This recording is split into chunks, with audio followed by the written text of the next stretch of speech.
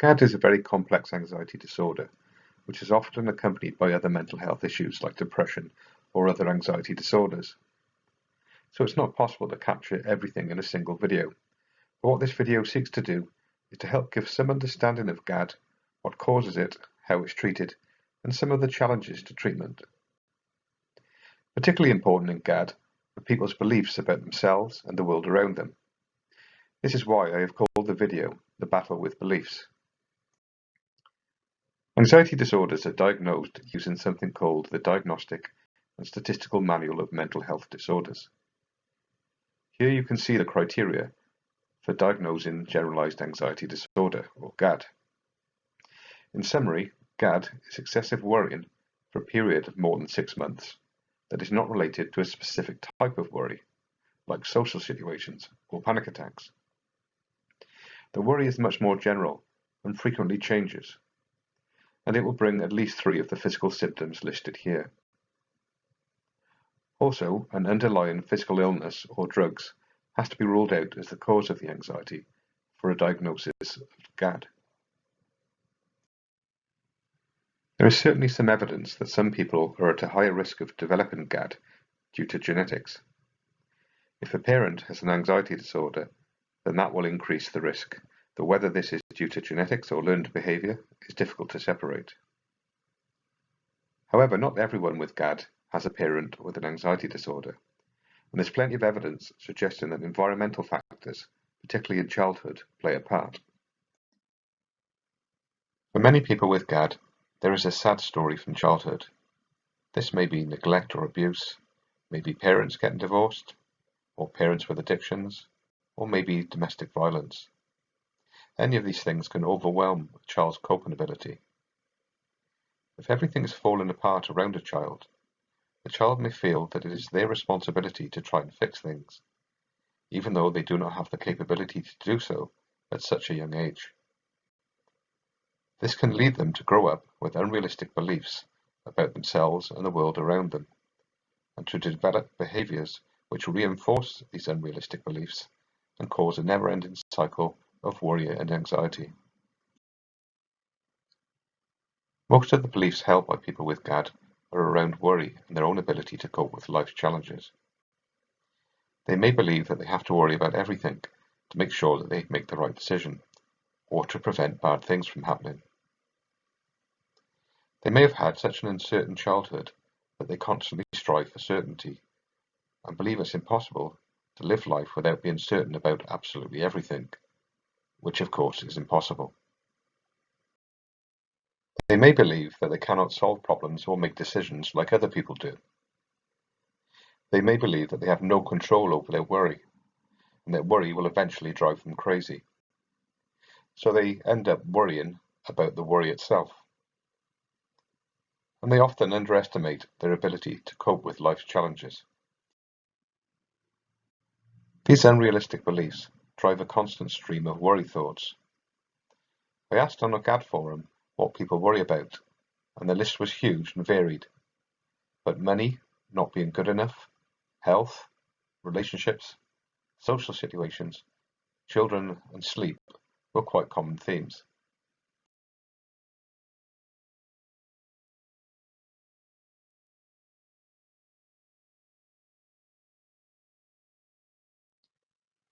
Due to their beliefs about themselves and the world around them, and a constant stream of worry thoughts, people with GAD develop a number of behaviours in an attempt to neutralise the worrying thoughts.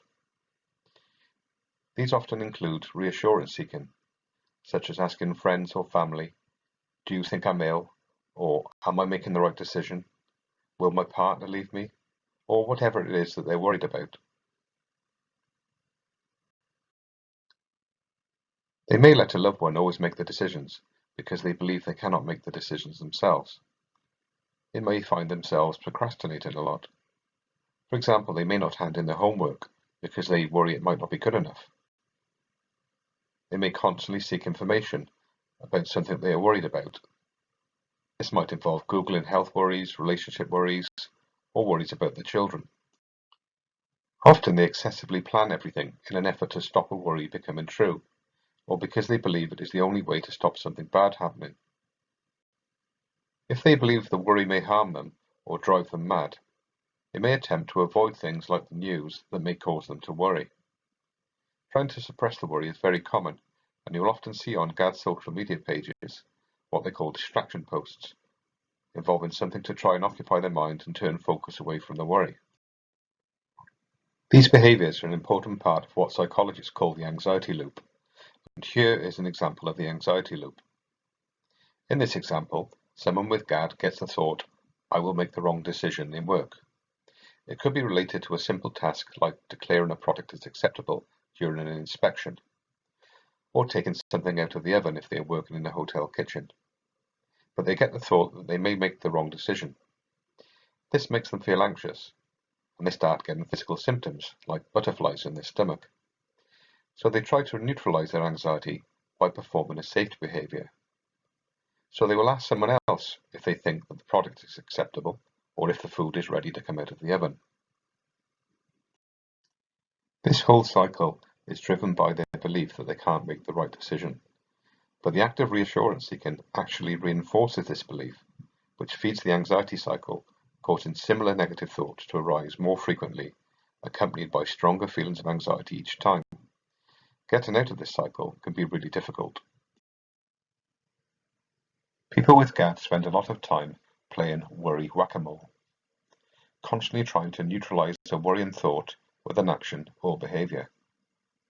But as fast as they neutralize one worry, by reassurance seeking or seeking information, another worry pops up and they try to deal with that one.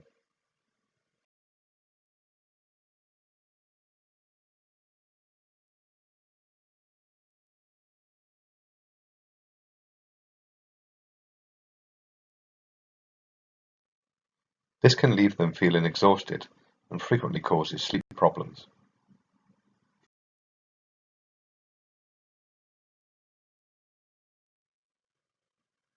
So how is GAD treated? Well, there's plenty of evidence that medications can help a lot of people with GAD. There is also plenty of evidence that cognitive behavioral therapy can help people with GAD. So although there is not much research on combining the two, it certainly makes sense to do so, and I will explain why. The key to treating GAD is to try to interrupt the anxiety cycle. Medications predominantly work on how you feel. By increasing serotonin levels in the brain, they help reduce feelings of anxiety and calm the limbic system, which is what's responsible for producing the fight or flight response. This in turn will reduce physical symptoms of anxiety. Cognitive behavioral therapy provides you with tools and techniques to challenge the thoughts, beliefs, and behaviors driving your anxiety. Trying to change your behaviors, which you have repeated for years, is very difficult. But if you can learn new behaviors, new ways of dealing with worry, then you can control the worry instead of it controlling you. If the medications are making you feel more relaxed, it can make learning new behaviors and ways of managing your worry much easier. So it makes sense to combine the two, and a lot of doctors and psychiatrists already do. There are many tools in CBT and counselling to help manage worry, some of which I have listed here. I can't cover them all in one video, so make sure you subscribe, as I may cover them in some of my future videos. However, I believe the most powerful tool in CBT is the behavioural experiment, because it deals with the beliefs that are driving the worry. So here is an example of a CBT behavioural experiment. Mike suffers from GAD and works in a restaurant. He's in charge of grilling the burgers. Mike has a deeply ingrained belief that he is not capable of making the right decisions, so he's constantly thinking he will undercook or overcook the burgers and get in trouble. So the way he deals with this is to constantly ask his colleagues if they think the burgers are ready, which really irritates his colleagues. His therapist has given him an experiment to do. He has to resist asking his colleagues. He has flashcards that he made with his therapist that remind him of the drawbacks of reassurance seeking, and they also give him some positive statements to try and encourage him not to seek reassurance. Instead, he is to take the burgers off the grill when he feels that they are ready. That evening at home, he is to fill in a form to compare what actually happened against what he worried about would happen. Did he get in trouble?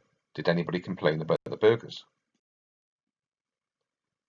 If he had got reassurance from his colleagues, Mike would have never found out what really happens when he makes a decision for himself.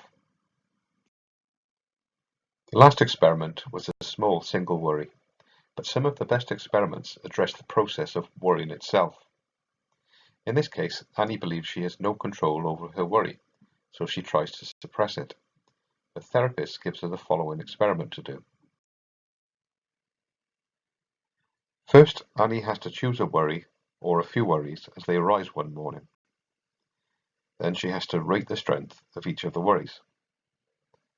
She also has to write down the key words of each worry. Then she must schedule a time to worry about them, for example 8 p.m. At 8 p.m. she has to rate the strength of each worry again. Then she has to reflect on what she has discovered. Did the worry seem stronger or weaker at 8 p.m? Did focusing on the worry at 8 p.m. actually drive her crazy like she predicted? Often when people postpone their worries instead of trying to stop them, they find that the worry has lost its power by the scheduled time. But they have also learned that they are able to control their worry. They don't have to try to stop it or distract from it. This starts to change their belief about worry and weakens the anxiety cycle.